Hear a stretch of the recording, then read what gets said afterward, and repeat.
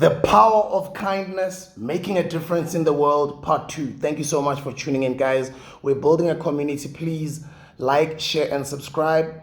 Click and become a part of our community. Don't forget to subscribe and press the notification bell so you get to be informed every time I drop a brand new video. Before I start this Part 2, I'd like to say 12th and 13th April. 12th and 13th of April, we've got the Podcast and Music Festival. I'm going to put the link in the description. Number 1, for tickets.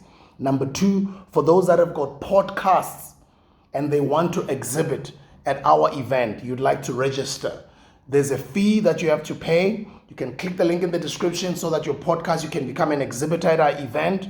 But there's also a link for the tickets, so you can come through and enjoy the Podcast and Music Festival with us on the 12th and the 13th of April.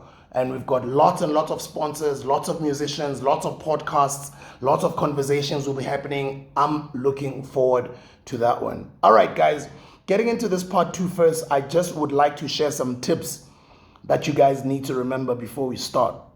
Do something you enjoy. If you want to practice kindness, you gotta be somebody who does what they enjoy doing. Like, I love music, I love people, I love radio, I love broadcasting, I love empowering people, I love motivating people, I love inspiring people, all of those things. And for some reason, my, I would say, for lack of a better word, giving nature stems from my passion, from the things that I love doing. So it's easier for me to give, it's easier for me to share information, it's easier for me to open another door for somebody else, because I'm already content in my heart. I'm already doing what I love. I'm not competing with anyone. I'm walking on my lane. That's the first tip, guys. Do something that you enjoy. And at times like this, we are learning to adapt to the requirements needed to prevent the spread of a lot of hate, negativity, gender-based violence, bullying online, and just all the negative stuff that is just out there. Guys, you might have treated a friend to a trip to a cinema or a dinner, but today you can watch something on a streaming service and keep in touch by phoning or gifting them with a takeaway instead. You could even gift subscription to an entertainment service, magazine drop-off safely, a simple care package.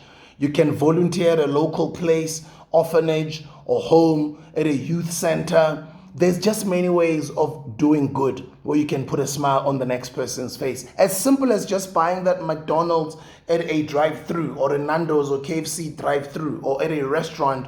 Apart from just tipping, just giving somebody a compliment. Wow, you've got a beautiful smile. Sure. You know, something like that. You don't know what they're going through. Just with that little statement, you might never know. You probably might just make their day.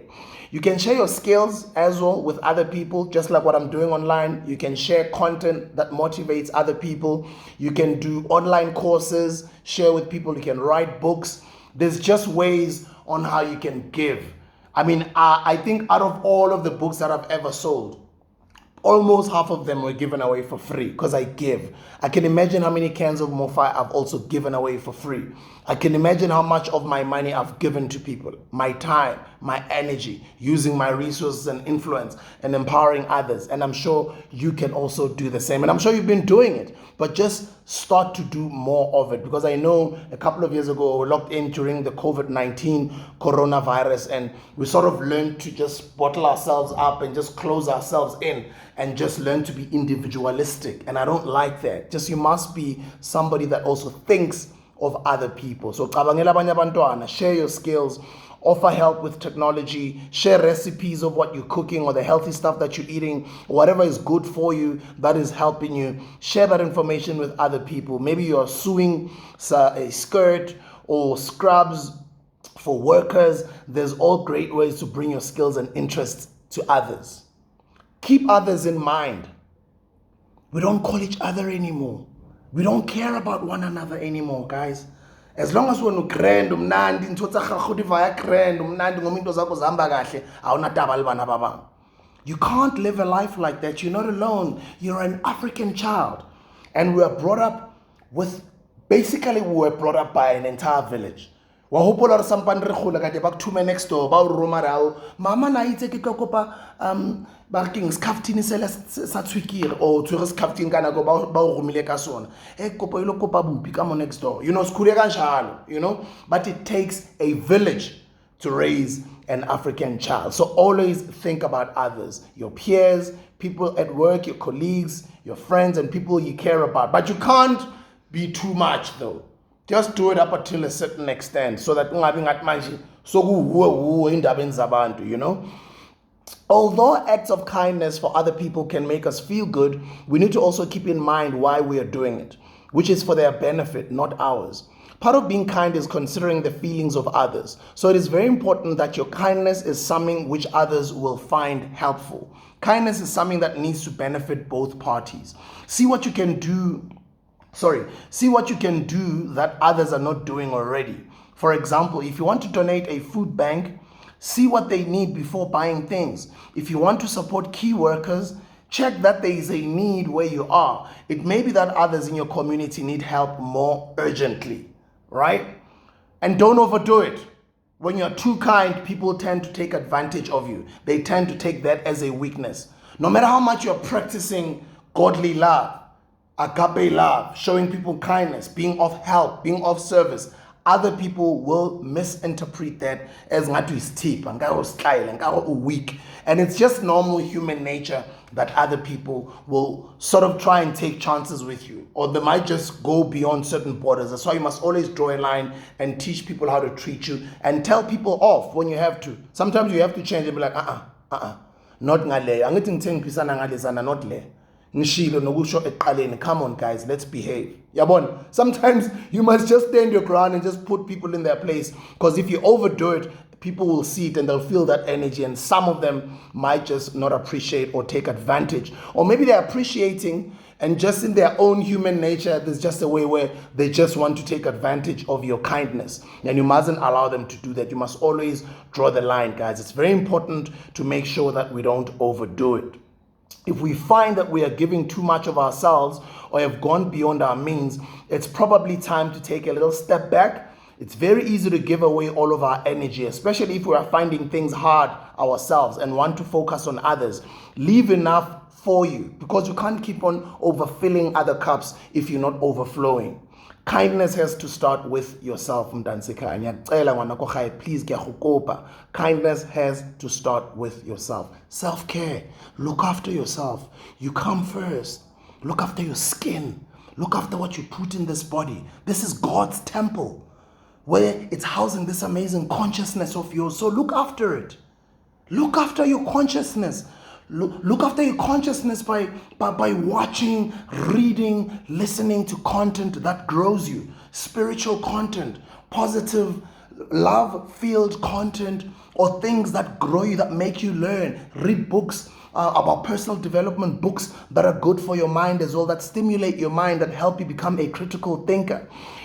If we find that we are giving too much of ourselves, and I've already read this part, I recommend, guys, starting small, so we do not become overwhelmed or give more than we can be able to.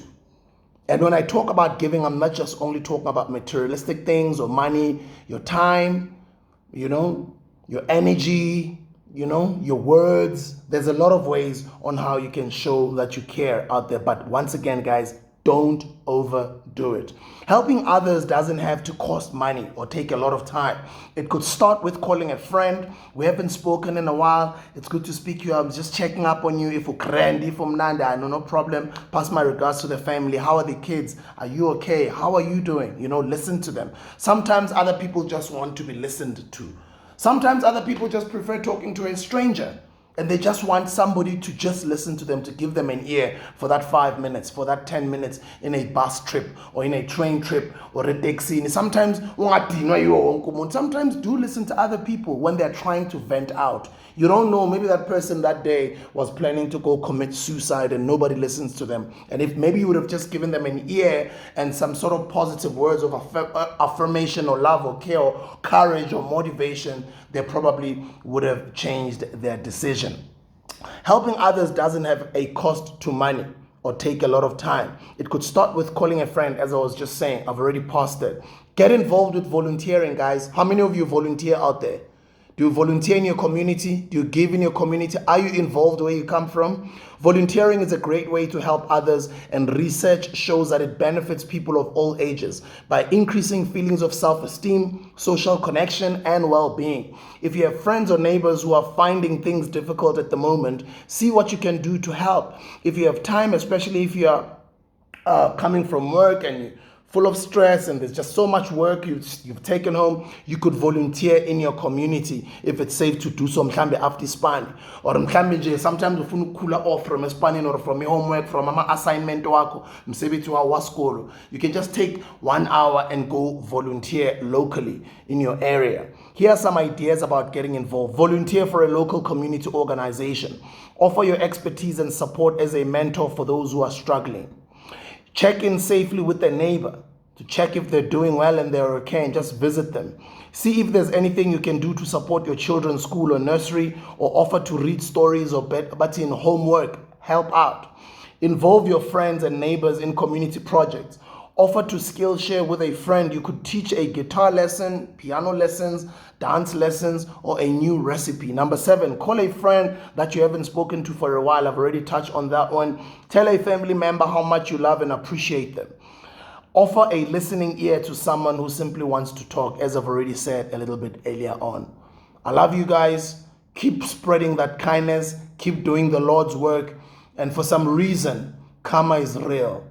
The more of good that you do out there, somehow, even if you don't feel that God is blessing you, He's paving a way for your future, or for your children or your great-grandchildren to be visited by His blessings because of your good deeds that you're doing now. You guys have heard of karma, or people who are very bad in their time, or people who are just going through the most.